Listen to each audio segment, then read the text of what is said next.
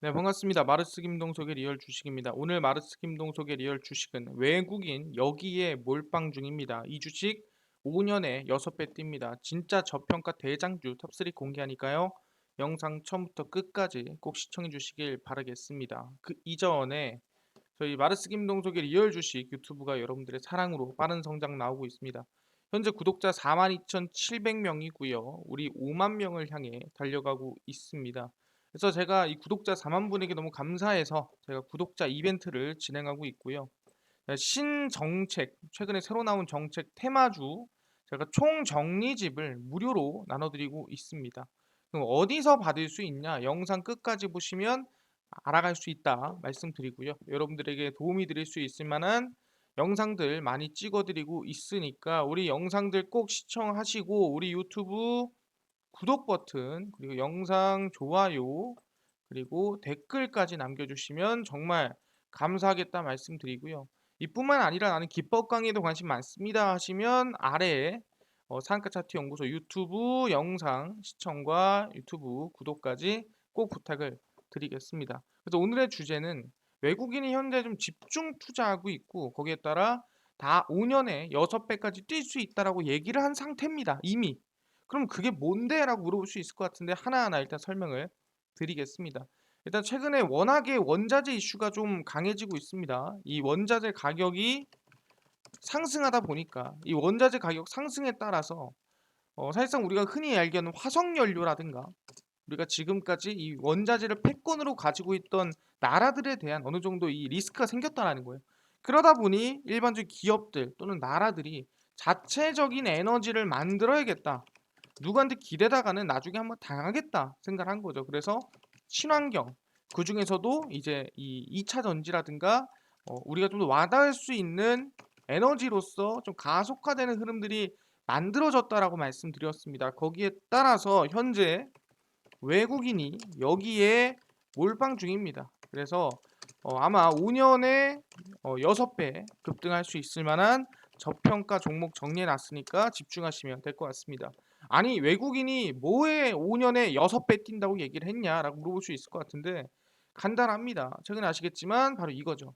테슬라가 5년에 6배 뛸 거다라고 얘기를 했다라는 거예요. 아니 그걸 누가 얘기했는데 뭐 아무나 그냥 얘기할 수 있는 거 아니야라고 하겠지만 국내에서 돈나무 바로 아크 인베스트먼트의 대표인 캐시 우드가 테슬라가 5년 내 최대 5,800달러까지 지금부터 약 6배까지 급등할 수 있겠다라고 얘기를 한 거죠. 그래서 보시면은 미국 주요 경제 매체에 따르면 아크 인베스트먼트는 2026년 테슬라의 목표 주가로 4,600달러를 제시했고요. 아크 인베스트먼트가 유지하던 2025년 목표 주가인 3,000달러에서 한 50% 정도 크게 상향 조정한 거라 생각하시면 될 것 같아요. 2026년 주가를 최악의 경우엔 2,900달러, 최상의 경우엔 5,800달러까지 오를 것으로 예상이 됐고요. 그래서 약 지금부터 3배, 왜 지금이 약 1,000달러 부근이죠. 최상의 경우엔 5배까지도 오를 것으로 예상이 된다라는 거죠. 그래서 테슬라는 성장주가 아니다. 오히려 매출이나 기업적인 가치나 이런 거 봤을 때 사실상 PBR이 참 낮기 때문에 이거는 가치주다라고 얘기를 하고 있는 겁니다. 그래서 오히려 이거는 보수적이다. 그러니까 5배도 솔직히 말하면 그렇게 엄청 높게 잡은 건 아니에요라고 얘기를 하는 거죠. 그래서 아크 인베스트먼트 시장에서 대표적인 테슬라 강세론자로 여겨왔고요. ETF 아크 이노베이션의 포트폴리오 중 가장 높은 비중을 차지하고 있는 게 테슬라고요. 사실상 아크 인베스트먼트가 테슬라로 돈을 많이 벌었습니다. 뭐 2배, 3배도 많이 벌었는데 그거에 따라서 약간 신봉론이 될 수도 있는데 중요한 거는 아크 인베스트먼트가 작은 규모가 아니기 때문에 그냥 하는 얘기는 절대 아닐 것이다라고 보고 있는 겁니다. 그래서 테슬라의 주가 상승 요인이 가장 큰 거는 자율주행 택시 시장이라 얘기하고요. 그 규모는 약 11조에서 12조 달러 수준. 그러니까 11조, 12조 달러면 얼마면 대한민국 돈으로 대략 어 1경 2천원, 1경 2천조, 뭐 1경 4천조 말도 안 되는 수준이라고 생각하시면 될 것 같습니다. 그래서 이 로보택시 사업이 2016년에 테슬라 영업이익 54%, 매출의 34%를 차지할 것으로 내다보고 있고요. 그만큼 매출이 많이 날 거다. 이 로보택시 같은 경우에는 제일 중요한 게 뭐냐면은 항상 얘기했죠. 내 차가 완전 자율주행이 된다라는 이제 이 가정하에 그러니까 레벨이 0부터 5까지 있으면 5까지 된다라는 가정하에입니다. 이 5까지 되면은 예를 들어서 내가 차를 타고 회사를 갔어. 그럼 이 회사에서 내가 차를 안 타고 있을 거 아니에요. 회사에 있을 거 아니겠습니까? 그러면 차는 내가 회사에 있는 8시간 동안 논단 말이에요. 8시간 동안 너는 나가서 자율주행 택시를 하고 와라. 그러니까 내 차한테 일을 시킬 수 있는 거죠. 너 나가서 택시 좀 하다가 나 퇴근 시간 맞춰가지고 돌아와라. 그러면은 자율주행 택시 막 하다가 이제 퇴근 시간 됐네. 그럼 돌아와서 나를 태우러 오는 거죠. 그러니까 자율주행 택시라는 거는 뭔가 정해진 한 사람이 하는 게 아니라 정말 이 테슬라를 타고 다니는 테슬라라는 차를 가지고 있는 모든 사람이 가능할 수 있겠다라고 보는 거죠. 리스크 있나요? 리스크 없죠. 왜? 사람이 없으니까. 자율주행 택시, 바로 프로그래밍 택시라는 거기 때문에 사람에 대한 리스크는 없다라는 거예요. 그래서 테슬라에 대한 전망이 뭐 여기저기 좀 갈리고 있다라 보는 건데, 아크 인베스트먼트는 열심히 비중을 몇 퍼센트나 10%나 투자를 하면서 몇 배? 5년 내 6배까지도 보고 있는 거죠. 근데 중요한 게 뭐냐 한다면, 오케이 알겠습니다. 뭐 테슬라가 지금부터 5년 내 6배 뛴다는 건데, 그럼 여기 뭐 미국 주식하라는 건가요? 그게 아니죠. 테슬라가 뛴다는 거는 전체적인 전기차 시장, 자동차 업종이 다 같이 뛸 가능성이 높다라는 거예요. 그러다 보니까 확인해 보자는 거죠. 대한민국은 그럼 괜찮은가요? 보니 K자동차의 기환입니다. 생산 회복하며 하반기 실적 상승할까? 그러니까 테슬라의 전망도 높은 반면에 대한민국 당연히 자동차 업계도 전망이 높다라는 거죠. 자동차라고 했지만 화면에 떡하니 보이는 건 뭡니까? 이게 가솔린인가요? 아니죠. 딱 봐도 아이오닉 5죠. 전기차입니다. 결국에는 대한민국 미래도 전기차로 이루어질 가능성이 높다라는 거고, 보시면 K자동차 돌아오고 있다. 원가 부품 부담을 겪던 자동차 업종은 우크라이나 전쟁을 인플레이션 가속화됨 주춤했지만 결국에는 좀 성장이 되고 있다라는 거죠. 자동차 부품 원가 상승 흐름은 지난해 3분기부터 시작이 됐고요. 이 당시가 우리 전기 부족하고 막 석탄 부족하고 그 시절이죠. 우크라이나 지정학적 리스크가 발생하면서 좀 말도 안 되게 인플레이션이 겹치면서 자동차에 들어가는 뭐 사실상 안에 들어가는 부품이라든가 뭐 반도체 아니면 뭐 철판 가격이 다 올라 버렸습니다. 그래서 현대차와 기아는 주가 각각 13.4%, 5% 하락한 부분이고요. 원가 상승세는 3월 미국 PPI 발표 이후 둔화 흐름이 분명해지고 있다. 그러니까 그나마 자동차 부품 원가 상승세가 좀 둔화가 되면서 하락한 게 아닙니다.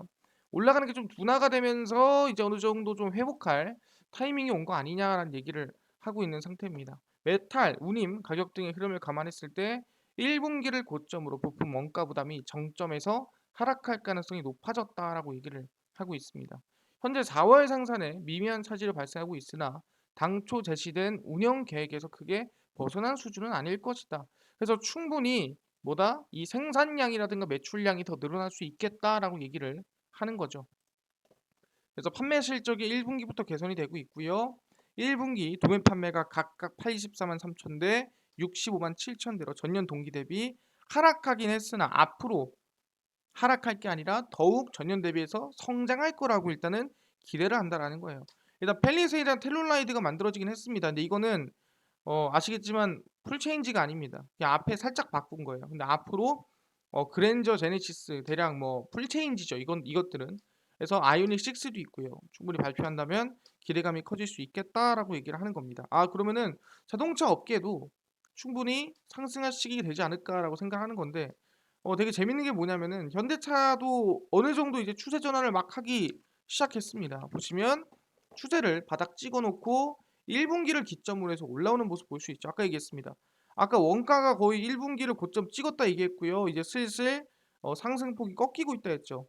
거기에 따라서 자동차 업종도 1분기 딱 끝나자마자부터 좀 추세 전환이 만들어지고 있는 모습이지 않을까라는 생각을 하고 있는 부분입니다. 그러다 보니까 아까 얘기했죠. 자동차는 곧 뭐다? 예, 전기차다. 자동차 업종이 좋아진다라는 거는 결국에는 예, 전기차 업종이 좋아진다로 볼 수가 있다라는 거죠. 아니 근데 전기차 업종은 이렇게 완만하게 좋게 가는 게 맞는가요? 물어볼 수 있으면은 전혀 그렇지 않다라는 거죠. 왜? 전기차 배터리 대란이 곧 올 수도 있겠다라고 리비안 CEO가 경고했습니다. 리비안 같은 경우는 작년에 상장한 픽업 트럭 전기차 만드는 기업 중 하나죠. 그래서 지금 전기차를 만드는 CEO가 경고를 한 거예요. 이 배터리 부족할 수 있습니다. 준비해 놓으세요라고 한 거고요. 보시면은 전체 차량용 반도체 부족은 향후 20년간 겪을 배터리 공급 부족에 비하면 에피타이저 뭐 별거 아니다. 우리가 지금 겪어야 될 건 뭐다? 반도체 부족이 아니라 배터리 부족이다. 예, 전기차 업체 리비안의 RJ 스칼린지 CEO가 세계 배터리 셀 생산량을 합쳐도 향후 10년간 수요의 10%도 안 된다. 그러니까 앞으로 우리가 수요를 하려면 지금부터 10배 이상은 더 생산을 해야 된다라고 얘기를 하는 거고, 배터리 공급 부족 현상에 대해서 지금 현재 경고를 하고 있는 상태입니다. 당연히 뭐 원자재 들어가는 우리가 NCM이라고 하죠. 리튬 뭐 우리가 니켈, 코발트, 망간이라 하잖아요. 그럼 코발트, 리튬, 니켈 공급 부족이 당연히 계속 나올 수밖에 없는 부분이고, 거기에 대한 원가가 분명 오를 것이다. 원가 오르면은 전기차 가격 오를 거고, 그럼 부담이 되지 않겠느냐라고 얘기하는 거고, 사실 이거를 가격이 오르는 것뿐만이 아니라 배터리 자체도 부족할 것이다라고 얘기를 하고 있는 거죠. 그래서 리비안의 배터리 확보 전략에 대해서 다양한 공급업체와 거래하고 공동 투자를 통해서 내부셀 생산 기반을 구축할 거다. 어쨌든 자기들도 자기 배터리 만들 거고, 우리는 어디랑 협업해 가지고 어쨌든 간에 뭐 리튬이나 이런 거 가져올 거야라고 얘기를 하고 있는 거죠. 그래서 리비안도 지금 배터리 대란에 대해서 지금 경고를 했는데, 사실상 이미 지금 누는 전 세계는 이 배터리 대란이 올 거를 알고 있겠죠. 그래서 뭘 준비하고 있냐라고 한다면 바로 이겁니다. 대한민국도 절대로 가만히 있지 않습니다. 왜? 어쨌든 탄소 중립 가야 되는데, 그래서 뭐 바로 70조 시장을 선점을 했습니다. 전기차 폐배터리법을 만듭니다. 폐배터리 진출합니다가 아니라 법을 만들어요. 법을 만든다는 건 이제 진짜 대한민국 자체 국가에서 나선다라는 얘기입니다. 왜냐면은 우리가 니켈, 코발트, 망간을 캘 수가 있습니까? 대한민국에선 죽어도 안 나오죠. 그럼 얘기하는 게 수입해야 돼요. 수입하면 비싸죠. 그럴 바에는 차라리 지금 나오는 전기차 그것도 뭐 폐배터리들 나올 거 아닙니까? 지금 폐배터리가 지금 각 지방자치단체에서 쌓아놓고 있거든요. 이 쌓아놓고 있는 거 풀어가지고 거기 안에 있는 니켈이랑 코발트랑 망간이랑 빼가지고 재활용하자. 아니 굳이 그거 배터리 못 쓰는 거지 안에 원자재 못 쓰는 거 아니지 않느냐라고 물어보는 거죠. 그래서 재활용을 하자라고 얘기가 나와주고 있는 겁니다. 정부가 전기차용 노후 2차 전지를 활용한 신사업 육성을 위해 법제 마련에 나섰습니다. 2차 전지는 에너지 밀도 감소 문제로 7년에서 10년 주기로, 그러니까 지금 사실상 기술력이 좀 딸리니까 7년, 10년인 거예요. 원래는 조금 더 오래 쓸 수 있는데 기술력이 좀 부족하다. 그래서 재활용이나 아니면 재사용을 해야 되는데, 재활용은 말 그대로 안에 있는 NCM, 니켈, 코발트, 망간을 빼다가 딴 데다가 쓰는 거고요. 재사용은 배터리 자체를 이제 뭐 저장용으로 쓴다라든가 다른 데다가 바로 써버리는 게 재사용입니다. 그래서 법안이 제대로 마련되어 있지 않아요. 그러다 보니까 어느 상태인 배터리를 쓰는 거냐, 또는 어떤 상태의 배터리는 가능하냐, 어떤 건 합법이냐 불법이냐 모른다고. 뭐 이거저거 다 갖다 쓸 수 있잖아요. 안 된다고. 그러니까 법을 만들자는 거죠. 그래서 약 시장 조사 기관에 따르면 대략 2030년 55, 5,800만 달러까지 시장이 확대가 되지 약 70조 가량의 시장이 될 것이다. 폐배터리 어쨌든 간에 계속 성장할 것이다 보고 있는 부분이고요. 전기, 전자제품 및 자동차 자원 순환에 관한 법률에 따라 관리되고 있지만, 사실상 사용 후 배터리, 그러니까 폐배터리에 재활용하는 분류가 없기 때문에 이 분류를 만들어 줘야 안전한 폐배터리 재활용이 가능하다라 얘기를 하는 거죠. 그래서 사용 후 배터리 재사용 및 재활용 서비스는 물론 이동형 충전 서비스 활성화를 위한 방안에도 마련을 만들어내고 있는 상태고, 결국엔 탄소 중립을 위해 진행하는 사업이라고 생각하시면 됩니다. 특히 폐배터리를 ESS에 활용할 경우, ESS가 그냥 에너지를 저장하는 거죠. 날씨나 기후에 따라 발전량이 크게 좌우되는 신재생의 발전 가능성 문제를 어느 정도 해결되지 않겠느냐. 그래서 이렇게 재사용도 한번 해보자라고 얘기를 하고 있는 거고요. 그래서 사용 후 배터리는 계속 늘어날 예정이고, 결국엔 우린 이거를 갖다가 써야 됩니다라고 얘기를 하고 있는 상태입니다. 정부에서도 지금 원자재 배터리 부족하다고 하니까 폐배터리 법을 제정하는구나. 오케이, 확인됐습니다. 법안이 만들어지네. 기대해 볼 만 하겠네요. 근데 나라에선 뭐 합니까? 그럼 아시겠지만 각 어디 대기업에서도 준비를 해야겠죠.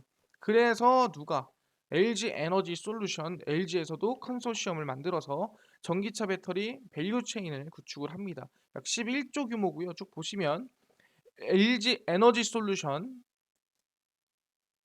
등 한국 기업들이 인도네시아 니켈 광산 회사 등, 니켈 부족하다 했죠? 전기차 배터리 가치 사슬 밸류 체인 구축에 나섰습니다. 그러니까 서로 MOU를 맺는다 생각하시면 될 거야. 협상을 맺는다. LG 컨소시엄이 인도네시아 광산회사 안탐, 인도네시아 배터리 투자회사 IBC 등 인도네시아 전기차 배터리 밸류체인 구축 투자 관련 논바인딩 투자 협약을 체결을 했습니다. LG 엔솔, LG 화학, LX 인터내셔널, 포스코, 화유 등 기업이 참여를 해서 이 LG 컨소시엄에서 이 배터리를 한번 잘 만들어보고 서로 간의 원자재가 부족하지 않게 만들어보고 하자. 그래서 광물, 재정년, 전구체, 양극재, 셀 생산에 이르는 완결형 밸류체인 구축을 목표로 합니다. 그러니까 서로 주고받는 남한테 뺏기지 않고 우리끼리 주고받아서 우리는 부족함 없이 해보자라고 얘기하는 겁니다. 그래서 니켈 배터리 핵심 소재를 안정적으로 확보하기 위해 이게 핵심이죠. 이 같은 프로젝트를 추진하는 거고요. 니켈 매장량과 채굴량 모두 세계 1위이기 때문에 인도네시아가 손을 잡았다라고 생각하시면 될 것 같아요. LG 에너지 솔루션도 구축 중이구나 확인할 수가 있습니다.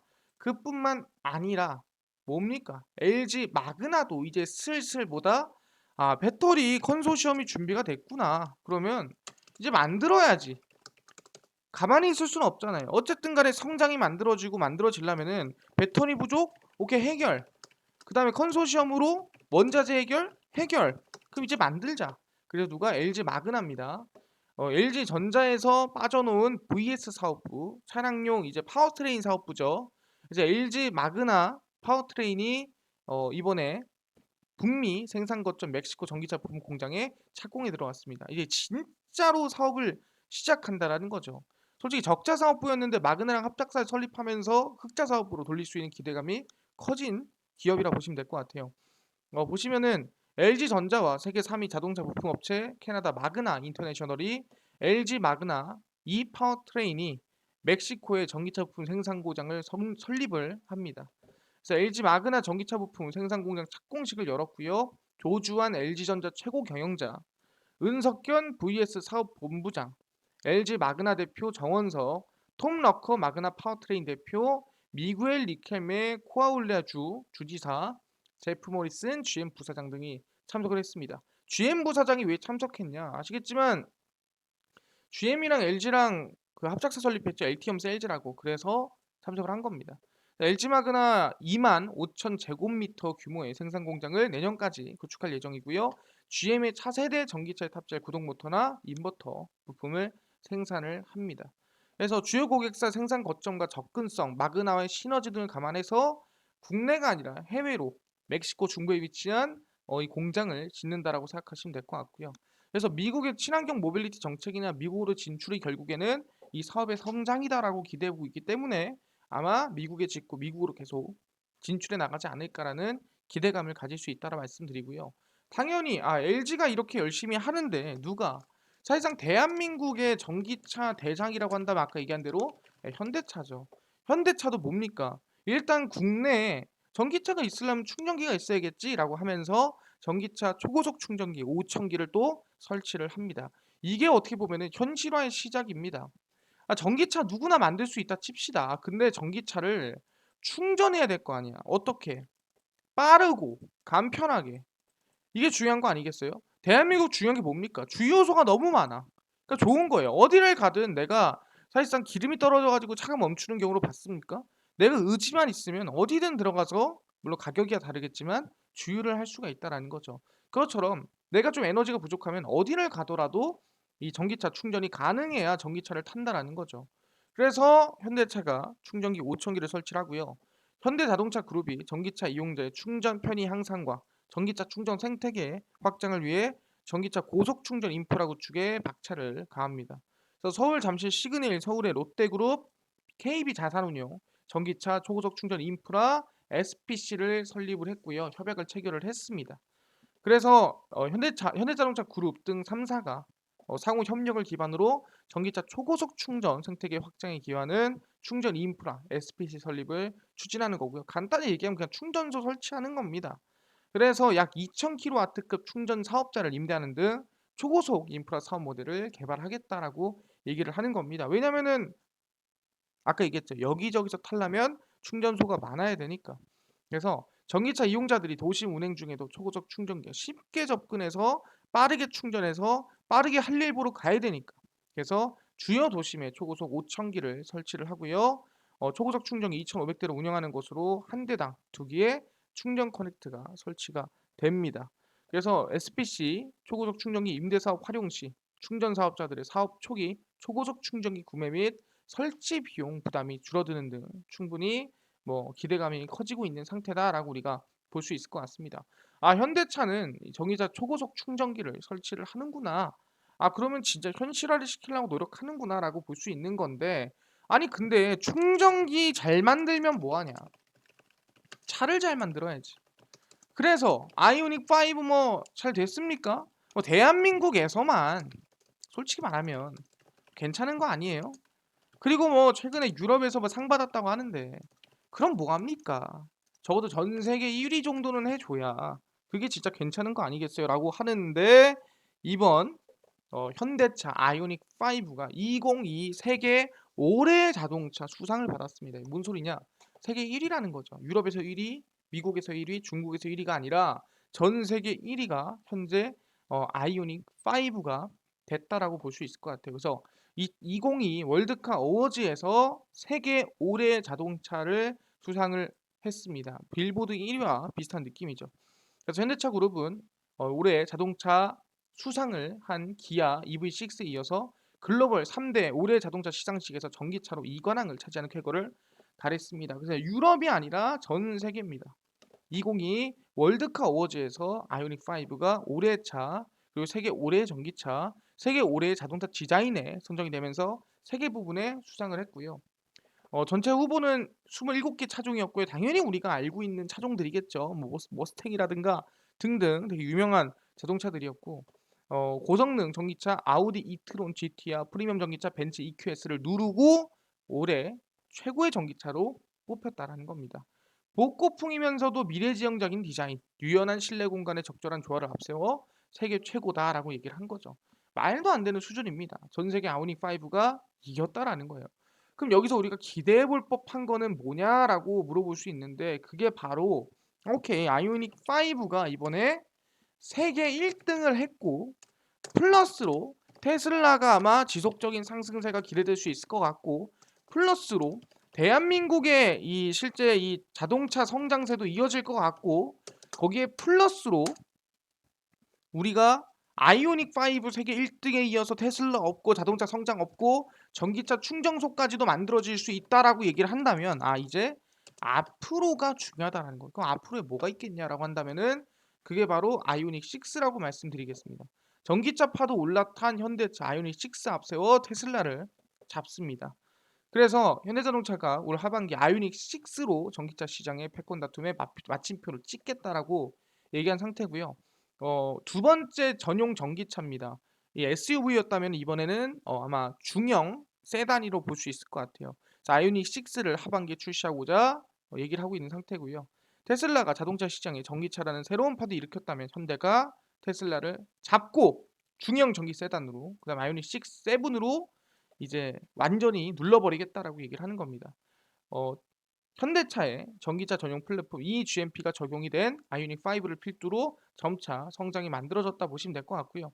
그래서 쭉 보시면은 이제 이게 아이오닉 6에 대한 기대감 또는 예상 이미지입니다. 중형 세단이죠.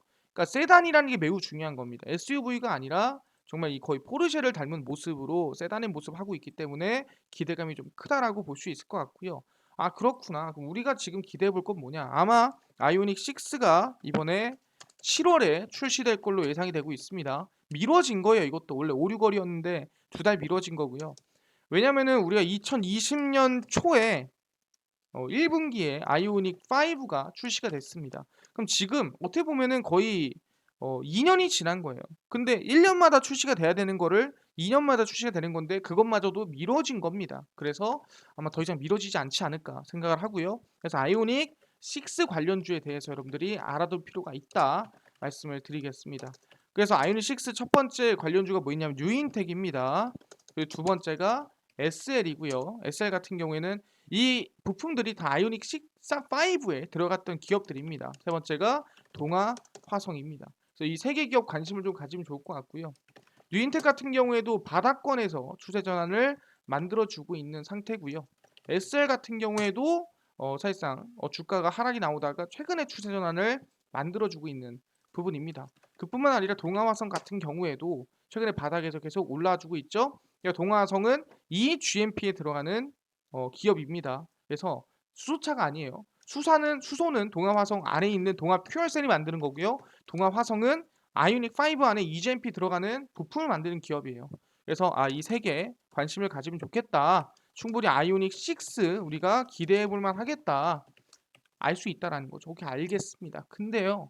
이 종목들 지금 이슈들 내용들을 잘 알겠습니다. 근데 아까 구독자 4만 명 이벤트로 신정책 테마주 총정리집 무료로 나눠주신다고 하셨는데 어디서 받을 수 있나요? 하시는 분들도 있고요. 난 당일 급등이 예상되는 단타 종목을 매일 무료로 나눠주세요 하시는 분들, 또는 장 시작 전에 급등이 예상되는 뉴스나 시황을 무료로 정리해주세요 하시는 분들, 그뿐만 아니라 테마주라든가 매매법이라든가 강의를 좀 무료로 나눠주세요 하시는 분들이 있어서 누가 김동석 대표가 100% 무료로 나눠드리고 있습니다. 어디서? 바로 김동석의 리얼 주식 연구소라는 100% 무료 어플이고요. 이 어플은 각 스마트폰 안에 내가 아이폰을 씁니다. 그리고 앱스토어에서 무료로 다운로드 가능하고요. 갤럭시를 씁니다. 그러면 구글 플레이 또는 플레이 스토어에서 무료로 다운로드가 가능합니다. 각 스마트폰 안에 앱스토어 또는 구글 플레이, 플레이 스토어에 접속을 하신 다음에 스마트폰 내에서 김동석의 리얼 주식 연구소라고 검색을 하시고요. 그럼 이렇게 김동석의 리얼 주식 연구소 어플이 화면에 뜨게 됩니다. 100% 무료입니다. 100% 무료로 설치 가능하니까요. 꼭꼭꼭 설치하셔라 말씀을 드리고요. 설치를 하시고 나면은 이렇게 김동석의 리얼 주식 연구소 어플이 화면에 뜨게 됩니다. 당일 리얼 추천주가 당일 급등 예상 종목이고요. 급비 분석이 장 시작 전 시황입니다. 급비 자료가 테마주라든가 매매법에 대해서 무료로 나눠드리고 있고요. 그래서 나는 구독자 이벤트 참여하고 싶어요 하시는 분도 있을 겁니다. 그 구독자 이벤트는 여기서 참여하시면 돼요. 당일 리얼 추천주 누르시고요. 그 다음에 들어가시면 구독자 이벤트 진행합니다 라고 올려놨습니다. 이 이벤트 꼭꼭꼭 누르시고요. 누르시면 4만 명 감사합니다. 그래서 신정책 테마 총정리 자료집을 무료로 구독자 나눠드리는데 어떻게? 두 가지만 하시면 돼요. 돈 드는 거 하나도 없습니다. 첫 번째가 뭡니까? 바로 첫 번째가 김동석의 리얼 주식 유튜브 구독 버튼 꼭 누르시면 되고요. 구독자들만 드립니다. 두 번째는 아래 하트 버튼입니다. 뭔 소리냐? 이 김동석의 리얼 주식 연구소 어플에 들어와서 이 글을 누르고 들어오고 맨 밑에 내려가면은 여기에 하트 버튼이 있죠. 이미 2054분이 눌러주셨습니다. 여러분들도 이 어플에 들어와서 이 글 밑에 있는 구독 버튼을 일단 누르시고 그 다음에 이 글 밑에 하트 버튼 누르신 분들에게만 드리니까 꼭꼭꼭 참여하셔라. 무료잖아요. 4월 23일까지 진행하니까 꼭 참여하시면 좋을 것 같습니다. 그래서 이뿐만 아니라 당일 리얼 추천주에서는 4월 20일 추천주, 19일, 18일, 15일 추천주 매일 올려드리고 있습니다. 당연히 4월 21일 추천주도 올려드리겠죠. 그럼 4월 21일 추천주가 뭔지도 무료로 확인하시면 된다라 말씀드리고요. 그뿐만 아니라 급비 분석에서는 장 시작 전 시황도 올려드립니다. 오늘 같은 경우에도 해외 증시부터 국내 이슈까지 전부 정리를 해드리고 있죠. 이것만 봐도 다른 거 볼 필요가 없습니다. 그 옆에 급비 자료는 테마주, 매매법 무료로 나눠드립니다. 오늘 설탕 관련주가 올렸어요. 근데 왜 올랐을까? 또는 어떤 관련주가 있을까까지 정리를 매일매일 해드립니다. 그래서 매일 이슈에 맞춰서 종목 시황 테마주 올려드리니까 꼭 무료로 보시면 좋을 것 같고요. 김동석의 리얼 주식 연구소 어플입니다. 100% 무료 어플이니까요. 종목 시황 테마주 전부 다 알아가시면 좋겠다 말씀드리고요. 이뿐만 아니라 저희 마르스 김동석의 리얼 주식 유튜브 여러분들의 사랑으로 커갑니다. 구독자 5만 명 달리고 있으니까요. 우리 유튜브 구독 버튼, 영상 좋아요 버튼, 그리고 댓글까지 달아주시면 정말 감사하겠다 말씀을 드리고요. 밑으로 조금 내려가면 나는 기법 강의 관심 많다 하시는 분들은 상한가 차트 연구소 유튜브 시청과 구독까지 꼭 부탁을 드리겠습니다. 그럼 오늘 영상 여기서 마치고요. 다음번 영상에서 더 좋은 영상으로 찾아뵙도록 하겠습니다. 감사합니다.